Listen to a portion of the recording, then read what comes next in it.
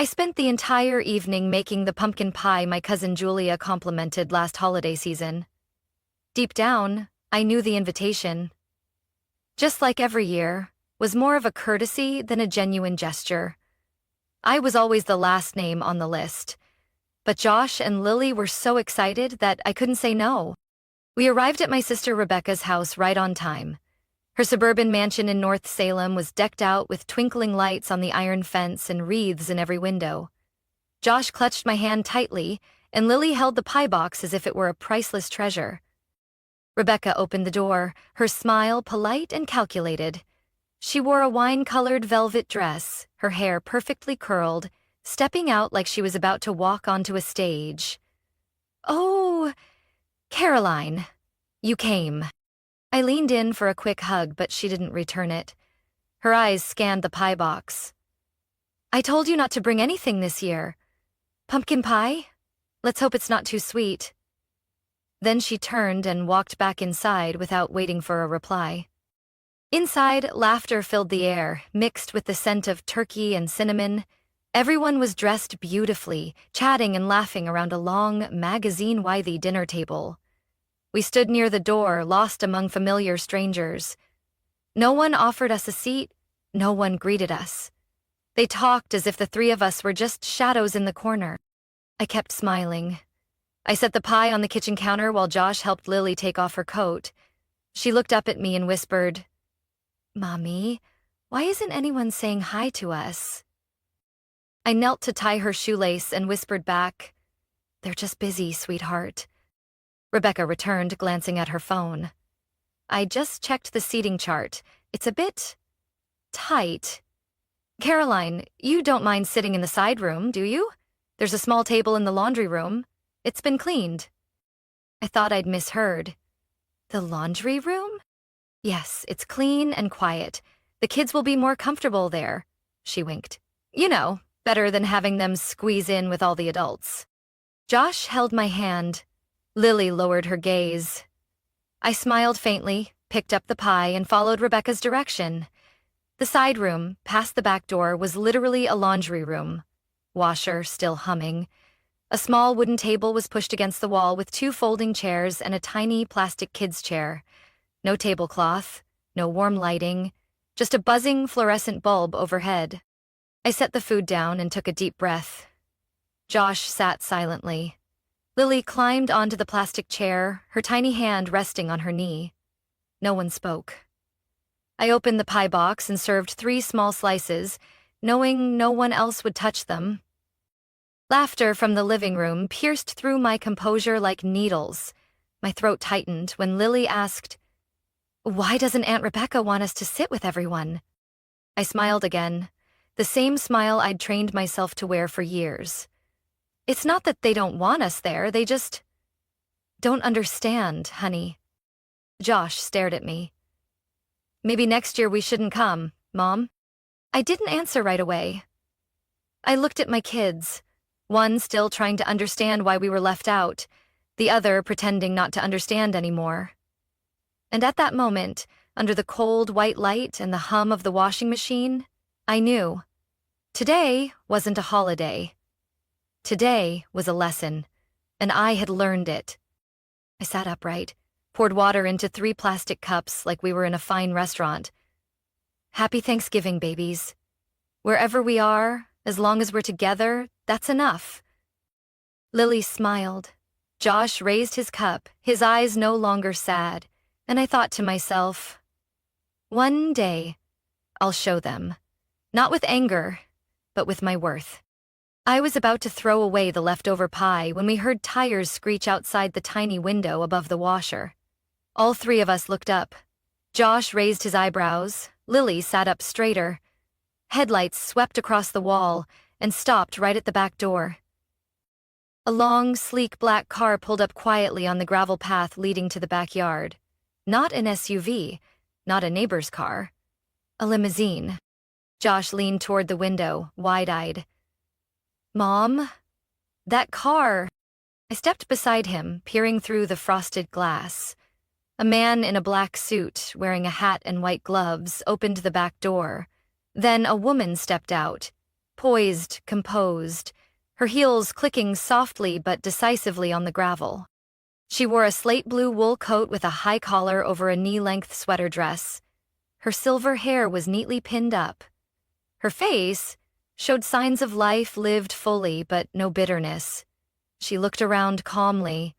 Then her eyes landed exactly where we were standing, at the back door. Lily whispered, "Mommy, she's looking at us." I swallowed hard and cracked the door open. A rush of cold air swept in, carrying a hint of snow and jasmine from her scarf. "Hello?" she said. Her voice wasn't loud, but it was clear and confident. "I'm looking for Caroline Brooks." I froze. "Yes, I'm Caroline." She smiled slowly.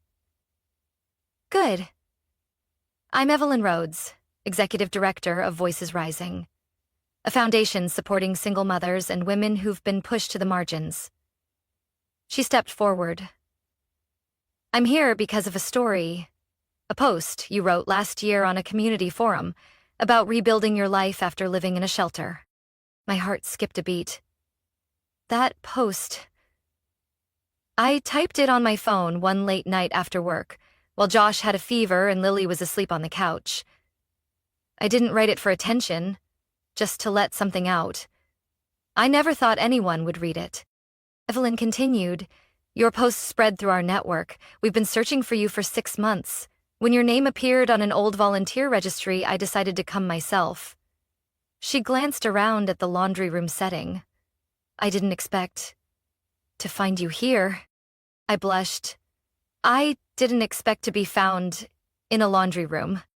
Josh gently squeezed my hand. Lily still clutched her dress. Evelyn smiled. "I'm here to invite you to be a featured speaker for Voices Rising's upcoming Inspiration series.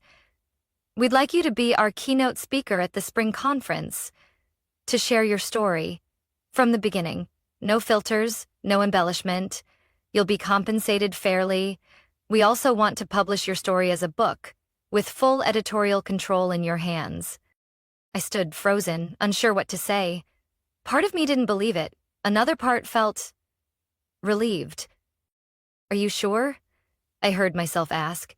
"I'm just a mom trying to survive." She looked at me like I'd said something silly. "That's exactly why we need you," she replied. "We don't need perfect success stories. We need people like you, real, brave, and still moving forward." Josh looked up at me. "You'll do it, right, Mom?" I looked at him, then at Lily, then back at Evelyn. "Yes," I said. "I will." Evelyn nodded. "The car is waiting. If you're ready, we can talk more over dinner." I glanced back at the folding table and the half-eaten pie. "Let me grab my coat." "No need," she smiled. "We'll take care of you from here." I held my children's hands as we stepped out of that suffocating room. The cold wind bit at my cheeks, but my heart felt strangely warm. And when the car door shut behind us, I knew.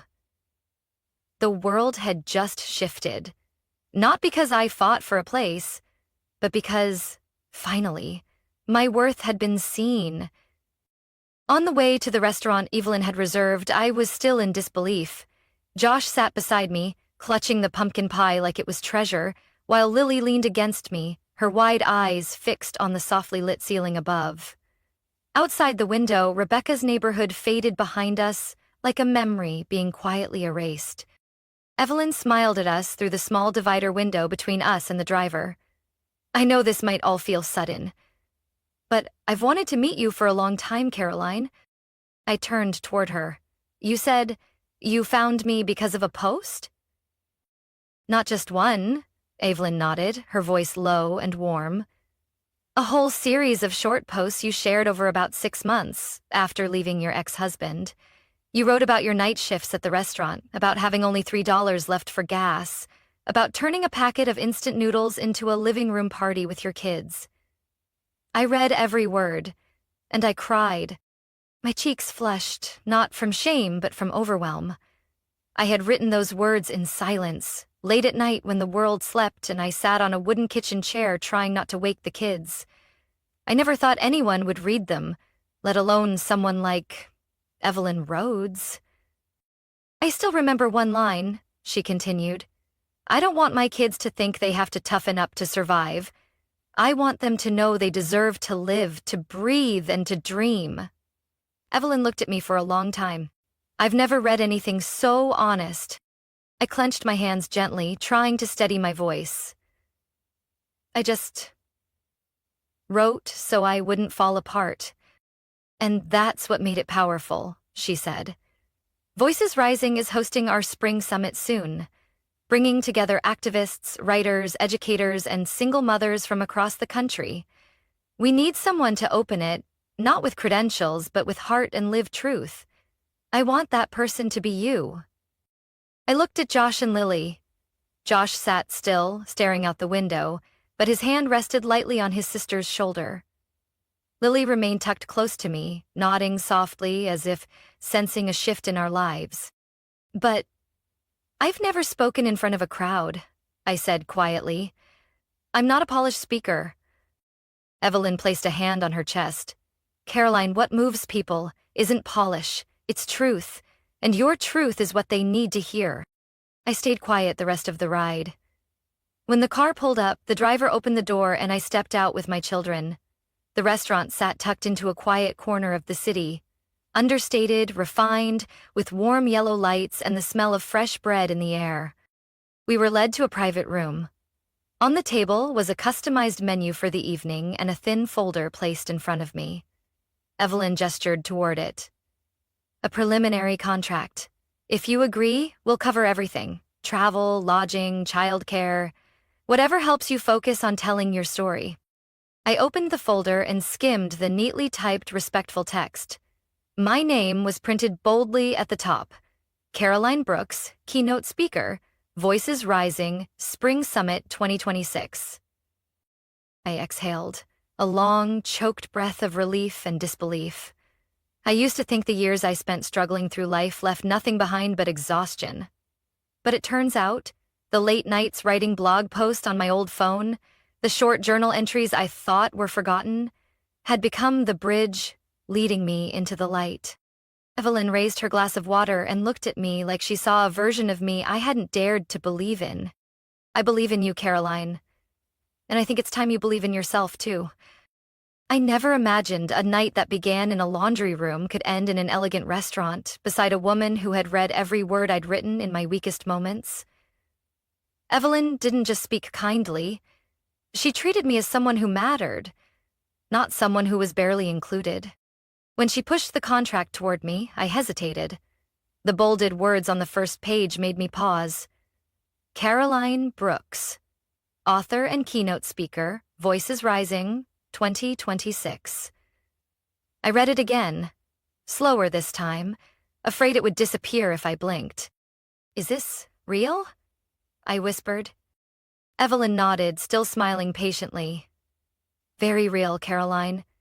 You're not imagining it. She went over the terms. Her organization would cover everything for me and the kids throughout the conference. Airfare, hotel, meals, and on-site childcare. A team of professional editors would help shape my speech and manuscript. They didn't want to change my voice, she emphasized. They just wanted to help me tell the story in its fullest form. I looked down and realized I had been gripping the cloth napkin. Josh gently reached over, took the pumpkin pie box from my hands and set it aside, as if helping me release the last burden of that night. Lily rested her head on my shoulder, her wide eyes quietly absorbing every detail. She spoke just one sentence. Mom, they chose you because you're you. I turned and smiled at her, tears stinging my eyes. For the first time in my life, I wasn't Rebecca's sister or Mrs. Brooks' daughter or the divorced woman with 2 kids. I was simply myself. Caroline, the one who wrote with her whole heart, not knowing if anyone would ever read it, but writing because she couldn't not. Evelyn lifted her cup of tea, the golden light catching on the emerald ring on her hand. I once told my team, she began, if you want someone who can shift the mood of a whole room with their real story, find Caroline Brooks. I laughed, a little embarrassed. I used to write for 20 readers. Half of them were single moms I met at the community center. And now, Evelyn said. "You'll write for thousands, and I believe they need you more than ever." When dinner ended, I signed the contract. My hand trembled. Not from fear, but because I knew this was a turning point. Not the cinematic kind with fireworks and fanfare, but a quiet, internal click. Like the final gear slipping into place. On the way back, the limousine glided past streets I once knew, but they looked different now. The houses didn't sting anymore. The little diners I once cleaned felt like part of the mosaic of my journey. Josh whispered, "Mom, you kind of look like a celebrity." I shook my head and squeezed his hand. "Not a celebrity, honey, just respected." I turned to Evelyn and thanked her again. She smiled, looking at me not with pity, but with recognition. "Caroline, they didn't give you a seat at the table, but tonight, you were handed a stage." I nodded, feeling light in a way I hadn't for years. And I knew, from now on, I wouldn't be knocking on doors for a place. I'd be building my own. Just as I closed the limousine door, I caught a glimpse of my mother through the dining room curtain. She stood frozen, wineglass in hand, her face caught between shock and confusion. Beside her, Rebecca gripped her wine stem, lips parted as if to speak, but no sound came. Blake leaned against the fireplace, phone in hand, eyes following the car pulling away from their gate. I once dreamed of leaving that house with my head held high, but never did I imagine I'd be leaving in a limousine, with my children by my side, and a powerful woman ready to bring my story to thousands. Josh sat across from me, eyes sparkling with excitement. Lily leaned into me, her small hand resting on mine, to be sure I was still here, and that this was real. "Did you see them watching?" Josh whispered. I nodded. "I saw. I think Aunt Rebecca thought she was the most important person in the family," Lily said, her voice sweet and clear. "But today, she wasn't." I smiled, brushing her hair. "Today they watched, and I was heard." Evelyn turned, her voice soft but firm. "I've seen many moments like this, when someone is finally seen for who they truly are. But this one, Caroline, I will remember most." I didn't respond right away. The emotion was steady now, not sharp like before. Not pain, just healing. Not revenge, just living, acknowledged, and moving forward. The car turned into the city center, where holiday lights sparkled on every block, and I suddenly remembered past Thanksgivings. Waiting in line at church for a frozen turkey, splitting the last potato so Josh and Lily could have enough. Those years weren't wasted. They built the foundation for this moment. Evelyn reached into her leather briefcase and placed a small folder on my lap. "There's one more thing. We've spoken with a publisher in Boston. They read the draft manuscript our editors assembled from your blog. They're very interested, and they want you to develop it into a full memoir, not just in print. They want an audiobook. Read by you." My eyes widened. "Me? I'd read it?" "Your own voice," Evelyn smiled. "Because it carries something no one else can replicate. Truth." I felt like a door had just opened inside me. Not just a speaker, not just a writer, a storyteller, in my own voice. "So, where do we start?" "Next week," she said. "We've got a studio in New York. It's ready, don't worry. We'll provide accommodations for all three of you. Josh and Lily can explore the city, and if you're open to it, we can pair with a local TV station to share your story." I laughed aloud. "This is really happening, isn't it? This isn't a dream?" Josh raised his eyebrows. "If it is, I don't want to wake up." Lily nodded hard, her curls bouncing. "Mom, don't ever go back to that house again." I looked at her, then out the window, watching the golden lights blur past. "No, I won't go back. Because from now on, I'll build my own home." The limousine pulled up to a small hotel already arranged for us. The driver opened the door. Evelyn waved goodbye, reminding me of the press event the next morning. I held my children's hands and stepped into the hotel lobby, still not quite believing I had left that old garage less than 3 hours ago. And somewhere deep in my heart, I knew this journey was just beginning. But this time, I'd walk it on my own feet. No more bowing, no more asking for permission. The morning of the first conference came faster than I expected. I stood backstage, holding my speech, carefully marked with yellow sticky notes Lily had helped me place. Josh was in the front row. The shirt he'd chosen made him look older than 12. Lily sat beside him, tightly gripping the conference program like it was treasure. When the MC called my name, a rush of electricity ran down my spine. I walked onto the stage under soft white lights. The room fell silent.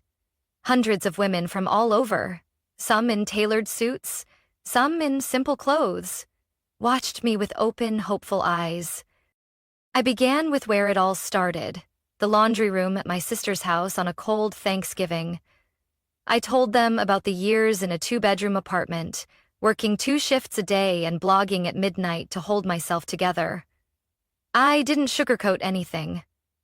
I spoke about the shame of food lines, about feeling invisible in my own family, and most importantly, I spoke about the moment I stepped into that limousine with my kids, knowing I had just left the past behind and stepped into the life I chose. When I finished, the room stayed silent for a beat, then came one clap, then another. Then the whole room erupted in applause so loud I almost cried. One woman stood, then another, and then the entire room stood. I couldn't believe it. This wasn't a dream. After my speech, I spent 2 hours meeting attendees. They came to me with shining eyes, holding my hands, telling me their stories. One had lived in her car with 2 toddlers. Another had just left a suffocating marriage. A retired teacher told me she'd felt invisible in her family, until she heard me speak. "I don't need permission to exist anymore," one woman told me. "Thank you for saying what I've always felt." That sentence stayed with me all day. A month later, More Than Enough officially launched. The cover showed a black and white photo of me and my kids, hand in hand, crossing a busy street, symbolizing how we'd walked through the noise and found our way back to each other. I cried holding the first copy, not because I had a book, but because, for the first time, my name was printed clearly, not under someone else's, not as someone's sister or someone's daughter. The messages started pouring in, emails, comments, handwritten letters. People shared photos of their favorite passages or told me they read the book all night and felt held. One of the messages that moved me so deeply I had to sit in silence for a while read, "I used to think my worth only existed if others saw it, but you helped me realize real worth is in how we keep rising every time we're pushed aside." I don't know if I can change the whole world, but I know this. I've touched someone's world. And that's enough. That evening, while I was washing dishes in the kitchen of our new apartment in Manhattan, Lily hugged me from behind and whispered, "Mom, do you know how many people called you inspiring today?" I laughed, turning to look at her. "I'm just someone who learned not to ask for permission to be herself." Josh looked up from the couch. "You didn't just learn it. You taught us." I stopped what I was doing, dried my hands, and sat down between my 2 kids. I used to think I was just the leftover pieces other people didn't want. But now I know. I've always been more than that. A year after that fateful night in Rebecca's garage, Thanksgiving came around again. But this time, I wasn't waiting outside a door hoping to be let in. I wasn't holding a paper plate, sitting quietly in some cold, forgotten room. This year, Thanksgiving was held right in my small apartment in Brooklyn. It wasn't fancy, no crystal chandeliers or 12-seat table like my sister's, but my kitchen was warm, the pumpkin pie smelled amazing, and most importantly, everyone there wanted to be there. I woke up early to roast the turkey, while Josh was in charge of the mashed potatoes, and Lily busied herself writing handmade thank you cards for each guest. She designed every card herself, decorated them with little leaf stickers, and wrote in sparkly ink, "Thank you for being the real family to me and my mom." There were just 8 of us at the table. The 3 of us, Evelyn, 2 friends I met at last year's conference, Dina and Carla, and our elderly neighbors from across the hall, Walter and Ruby, who once lent me a pan when I first moved in. None of them were blood relatives, but each had shown up with the kind of kindness I'd longed for my whole life. Evelyn arrived early, bringing homemade pumpkin soup. She entered the way she always did, confident, calm, and with a quiet grace that made everyone feel valued without needing to say a word. "This is the first year I didn't attend the office party," she said as she placed the pot on the table. "I think this is where I really wanted to be." I smiled, tying an apron around her waist. "Well, then today, you're not the director, you're my sous chef." "Sous chef?" Evelyn teased. "You might want to rethink your leadership style, Caroline." Laughter filled the kitchen and spilled into the living room. Josh turned on some soft jazz, while Lily darted around, making sure each fork was perfectly placed, reminding me every time I forgot the napkins should go on the left. We gathered around a small round table, too small for all the food, so a few dishes were stacked on the bookshelf. But no one cared. Walter told the story of how he met Ruby at the public library. Carla shared her project supporting single mothers in Queens. Dina excitedly mentioned starting her first baking course. And me? I just sat there, listening, smiling, and looking at my kids with a gratitude too big for words. As the meal wound down, Lily stood up, holding a folded piece of paper. She cleared her throat, serious like she was about to present in school. "I have a speech," she said, and everyone chuckled. "The first Thanksgiving speech," I whispered. Lily began to read, slowly but confidently.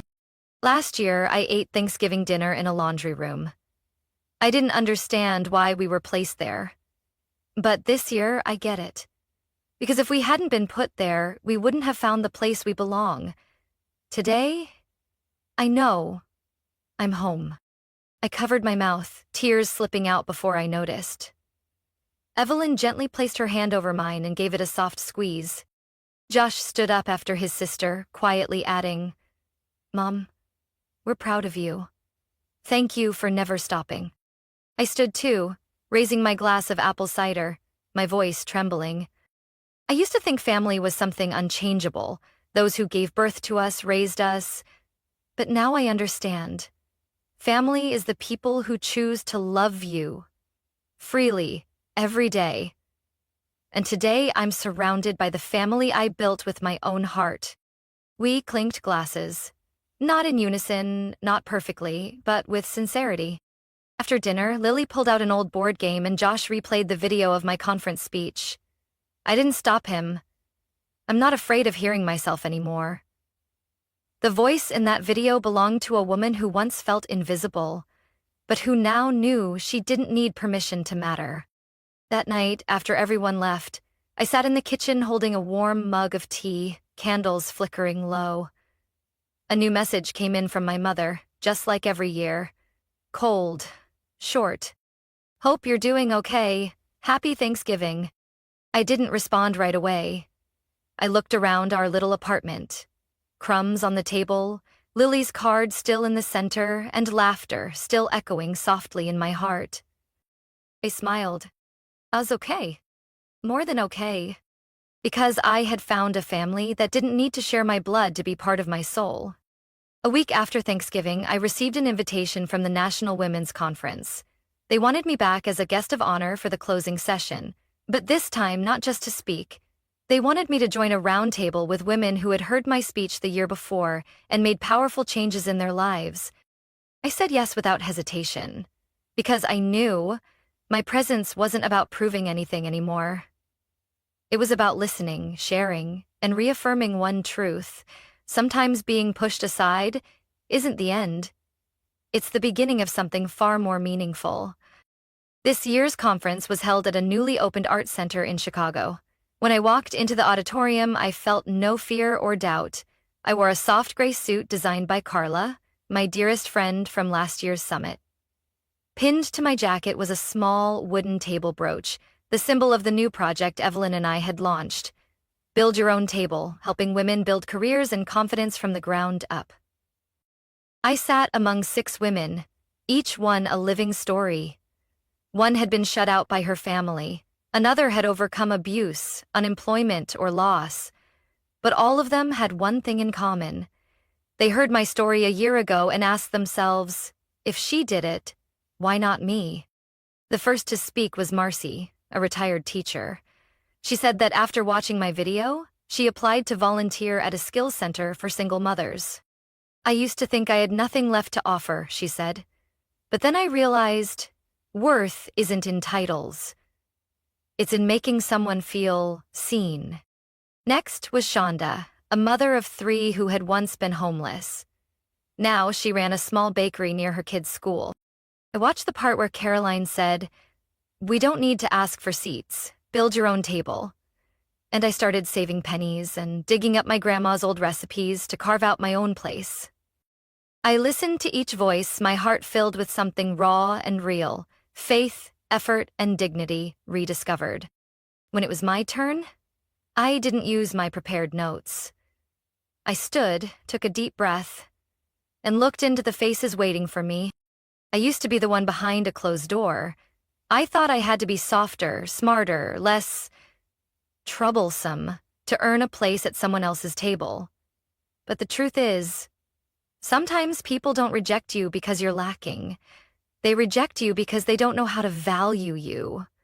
And that says nothing about your worth. It only means it's time to build your own table. I saw Evelyn's eyes glisten from the audience. Josh sat in the 3rd row, taller than I remembered. Lily waved with tight lips, trying not to cry. I once sat in a garage and thought I was an extra piece. But that garage wasn't the end. It was the start. That was the place where I stopped asking to be seen and started choosing to believe I already mattered. The room was silent, not out of disinterest, but because they were with me, fully. These women weren't just an audience. They were proof of what I'd learned. When you stop waiting for an invitation, the world begins to open in ways you never imagined. The event ended with hugs, exchanged cards, and promises to keep building more tables together. That night, back in my hotel room, I opened my laptop and typed the first line of my 2nd book. Not everyone needs a seat. Some of us are meant to have a stage. I looked up and saw myself in the mirror. Not the woman pushed into the laundry room, but the woman at the center, with a voice, a heart, and a life that no longer needs permission to begin. Caroline's journey is living proof that sometimes being pushed to the margins is exactly how we find our true worth. From a single mom cast aside by her own family, she rose to tell her story in her own voice and inspired thousands. Caroline no longer lives to be accepted, she lives to be herself. And in doing so, she found success, healing, and a chosen family built on genuine love.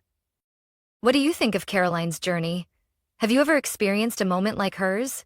Share your thoughts in the comments below, and don't forget to follow the channel for more powerful stories about life and family.